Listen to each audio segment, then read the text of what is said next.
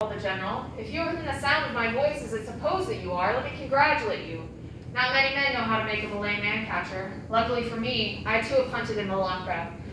You're proving interesting, Mr. Rainsford. I'm going now to have my wound dressed. It's only a slight one, but I shall be back. I shall be back. When the general, nursing his bruised shoulder, had gone, Rainsford took up his flight again. It was flight now, a desperate, hopeless flight that carried him on for some hours.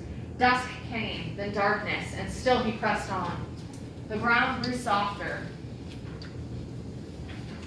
under his moccasins. The vegetation grew ranker and denser. Insects bit him savagely. Then as he stepped forward, his foot sank into the ooze. Where do you reach, guys? The swamp. The swamp. So that's quicksand he's stepping in. He tried to wrench it back, but the muck sucked viciously at his foot, as if it were a giant leech. With a violent effort, he tore his foot loose.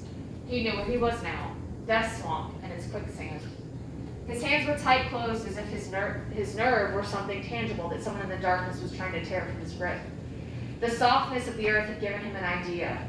He stepped back from the quicksand a dozen feet or so, and like some huge prehistoric beaver, he began to dig. Rainsford had dug himself in France when a second's delay meant death.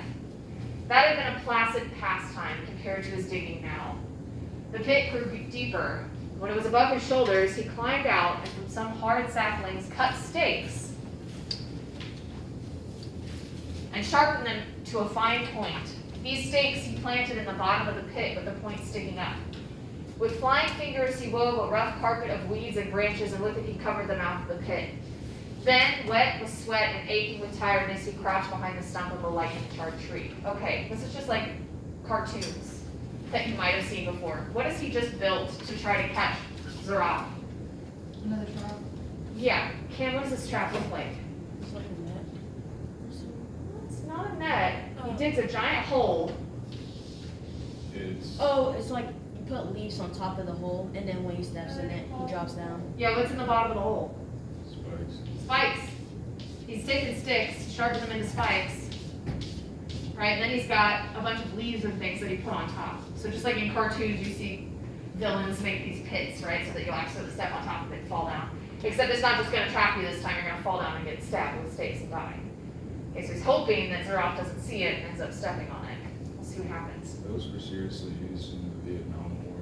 Yeah.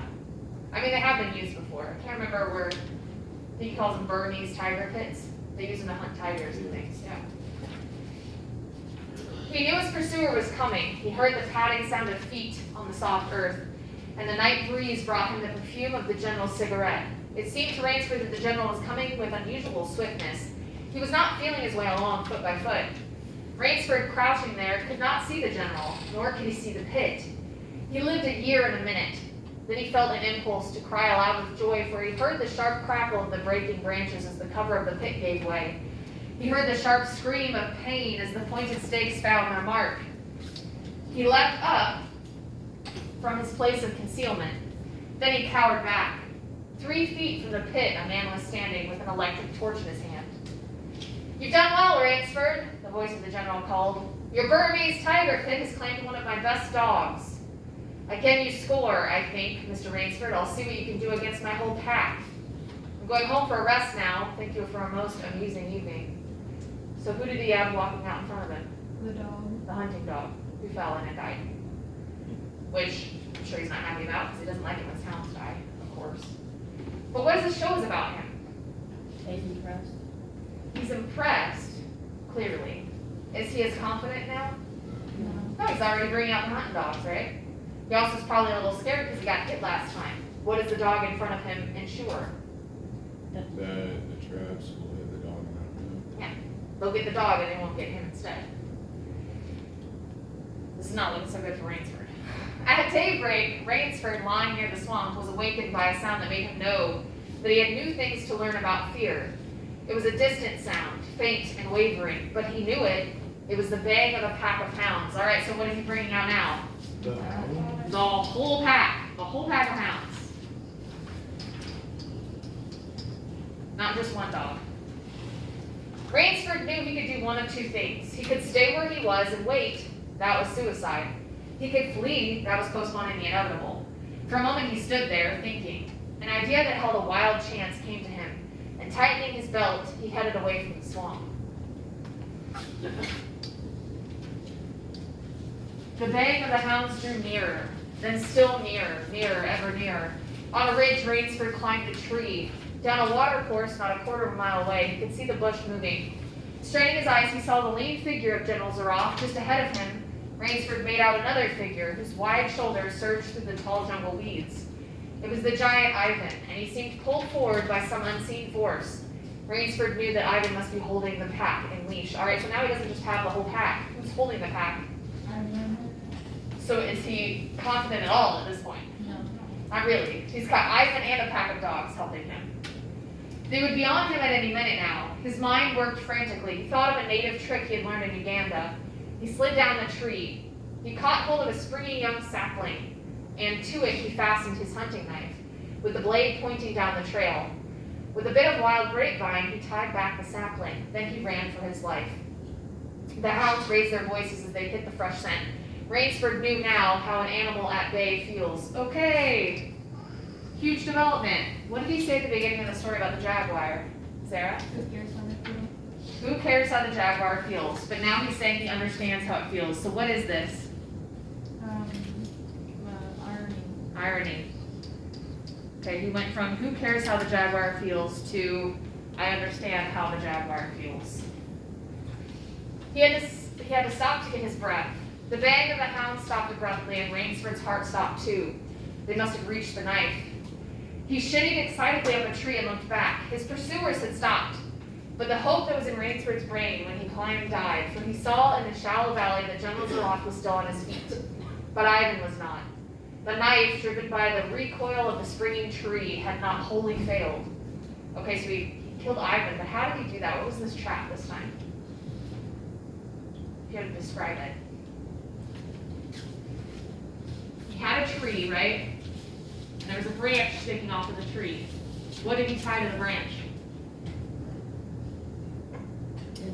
The knife. So he tied his knife to this branch. That's a horribly drawn knife, whatever. Okay, so it was pointing down the trail. So then he pulled it back and put a little tripwire thing that would release it.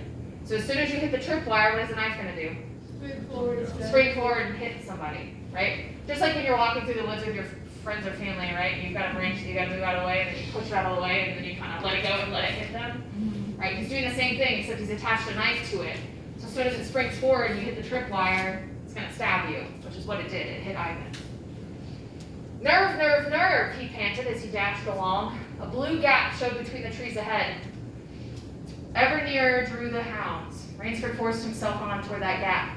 He reached it. It was the shore of the sea. Across the cove, he could see the gloomy gray stone of the chateau. 20 feet below him, the sea rumbled and hissed. Rainsford hesitated. He heard the hounds. Then he leaped far out into the sea. All right, so he's jumped into a cove, and what can he see on the other side of that cove? Through the trees.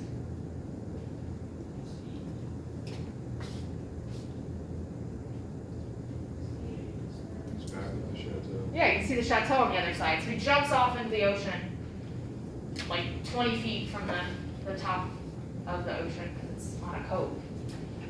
And we don't know where he went. When the general and his pack reached the place by the sea, the Cossack stopped. For some minutes, he stood regarding the blue-green expanse of water. He shrugged his shoulders. Then he sat down, took a drink of brandy from the silver flask, lit a perfumed cigarette, and hummed a bit of Madame Butterfly. General Zaroff had an exceedingly good dinner in his great panel dining hall that evening. What assumption has he made? That you drowned. He drowned. He jumped off and drowned. So General Zaroff here is assuming he's dead. We just shift perspectives too, right? We're in Zaroff's head. So we were third person limited, now we are what? Yep. So, do we change that if we already put it down? Here's what I would say. You had third person limited, now we have third person limited omniscient. I would just add omniscient at the end, because it ends up being limited omniscient. We see things from both perspectives. You guys have less than a page left to read. We're almost to the end. Okay, the bell's gonna ring here in just a second. For tomorrow, finish reading that little bit left of the story and answer your reading questions for me, okay? Those will be due tomorrow. All right, you'll see what happens here. Just about a page. It's almost over. I think that next page is the last page. That's not even the whole page. All right, folks. You're headed to your plug time now. Head to your plug time.